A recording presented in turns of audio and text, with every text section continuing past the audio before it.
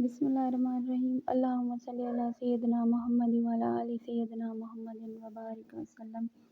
السلام علیکم ورحمۃ اللہ وبرکاتہ۔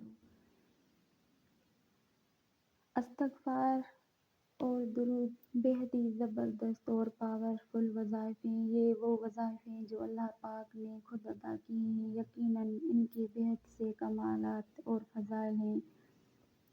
مختصر گزارش یہ ہے کہ استغفار کو صرف رٹے کی صورت میں نہیں پڑھنا، اپنے گناہوں کی معافی کی درخواست سمجھ کے اپنے رب سے توبہ کرنی ہے، کیونکہ استغفار ہی ہے توبہ کرنا۔ تو استغفار کے ساتھ ہی ندامت اور آئندہ گناہوں سے توبہ کرنے کا ارادہ کر کے اپنے آپ کو درود و استغفار کے سفر میں لگائیں۔ انشاءاللہ ہر طرف سے راہیں کھلیں گی۔ استغفار ایک چھوٹی لیکن طاقتور دعا ہے۔ قرآن مجید میں استغفار کے 8 فضائل ہیں۔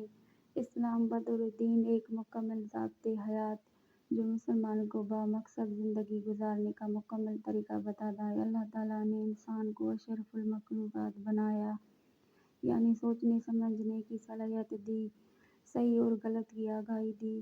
اب یہ انسانی عقل پر منحصر ہے کہ وہ سیاہ کرتا ہے یا سفید، لیکن انسان خطا کا پتلا ہے اور اللہ تعالیٰ ہمیشہ اپنے بندوں کے ساتھ رحم کا معاملہ کرتا ہے۔ اس لیے اس نے مسلمانوں کے لیے ہدایت کا راستہ بھی کھلا رکھا ہے، تاکہ اگر کوئی مسلمان گناہ کا مرتکب ہو جائے تو توبہ و استغفار سے فلاح کا راستہ پا سکے۔ استغفار کے معنی ہے یا اللہ مجھ گناہ گار کو بخش دے۔ یہ ایک سادہ لیکن طاقتور دعا ہے۔ یہ گناہوں کے بوجھ سے اگر دل بھاری ہو، ذہن پریشانیوں کا شکار ہو جائے تو استغفر اللہ کی ایک سادہ سی دعا آپ کے دل کو پرسکون کر دیتی ہے، جسے کسی بھی وقت جب بھی چاہیں پڑھ سکتے ہیں۔ بلا شبہ توبہ و استغفار کرنے سے اللہ اپنے بندے پر رحمت کے دروازے کھول دیتا ہے۔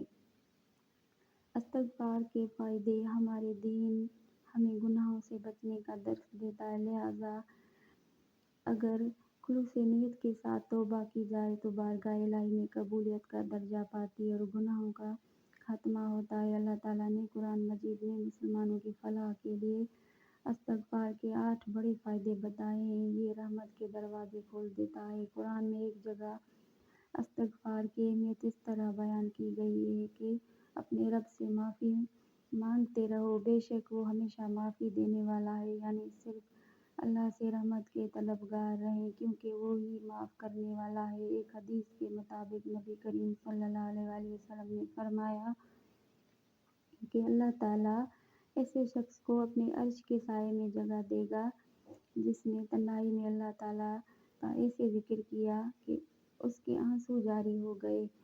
دولت اور اولاد میں برکت: آج کے اس دور میں لوگ دولت کمانے کی دھن میں اس قدر غافل ہو چکے ہیں کہ وہ اسلام اور اللہ کے ساتھ اپنے فرائض کو بھولتے جا رہے ہیں۔ وہ یہ بھی بھول بیٹھے ہیں کہ توبہ کرنے کے لیے کچھ وقت نکالنا ضروری ہے، کیونکہ اس کی برکت سے اللہ تعالیٰ رزق، مال، دولت اور اولاد میں اضافہ کرتے ہیں، اور اس بات کا ذکر قرآن مجید میں بھی کیا گیا ہے۔ دعا کی قبولیت: خلوص دل سے اللہ کی بارگاہ میں معافی طلب کرنے سے دعا کو قبول کا شرف حاصل ہوتا ہے۔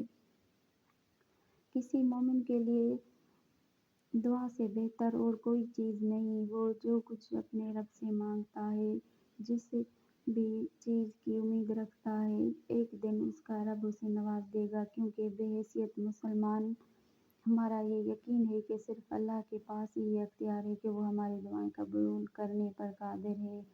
رزق میں اضافہ: قرآن مجید میں اللہ پاک کا یہ وعدہ ہے، اللہ سے معافی طلب کرتے رہنے سے وہ رزق میں خیر و برکت عطا کرتا ہے۔ مومن کے رزق میں یہ فراوانی ایک مخصوص مدت کے لیے ہوتی ہے۔ اس بات کی وضاحت اس طرح کی گئی ہے کہ انسان اپنی نعمتوں کو جلد فراموش کر دیتا ہے اور اللہ تعالیٰ نہیں چاہتا کہ اس کے مومنین اسے فراموش کریں، اس لیے استغفار کرتے رہنا چاہیے۔ اس حوالے سے فرمان مصطفیٰ صلی اللہ علیہ وسلم ہے کہ جس نے استغفار کو اپنے اوپر لازم کر لیا، اللہ تعالیٰ اس کی ہر پریشانی دور فرمائے گا اور ہر تنگی سے اسے راحت عطا فرمائے گا، اور اس کی ایسی جگہ سے رزق عطا فرمائے گا جہاں سے اسے گمان بھی نہیں ہوگا۔ معافی کا ذریعہ: اللہ تعالیٰ ہر مسلمان کو آزمائشوں اور مصیبتوں سے دوچار کرتا ہے۔ در حقیقت یہ مومن کا امتحان ہے۔ اللہ اس طرح مومن کے اپنی ذات اور اسلام پر اعتقاد کی مضبوطی کو جانچتا ہے۔ ایسے وقت میں شکوہ نہیں، اللہ سے معافی مانگنا چاہیے، استغفار کرنا چاہیے، کیونکہ رب العالمین اپنے معافی کے طلبگار بندوں کو سزا نہیں دیتا بلکہ معاف کرتا ہے، اور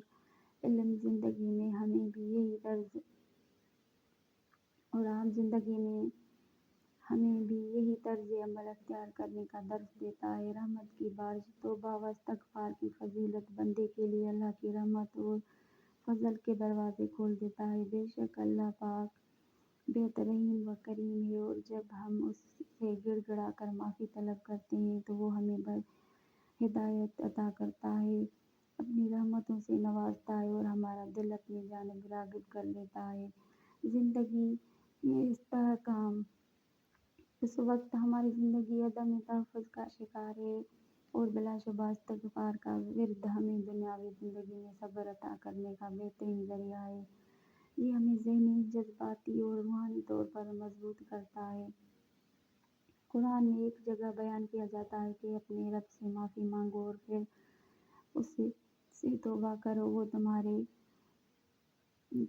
پر آسمان سے بارش برسائے گا اور تمہیں اپنی طاقت بخشے گا۔ اللہ کے فضل کا حصول: قرآن مجید میں استغفار کرنے والے سے اللہ تعالیٰ نے وعدہ کیا ہے کہ وہ اس کو اپنے بے پناہ فضل سے نوازے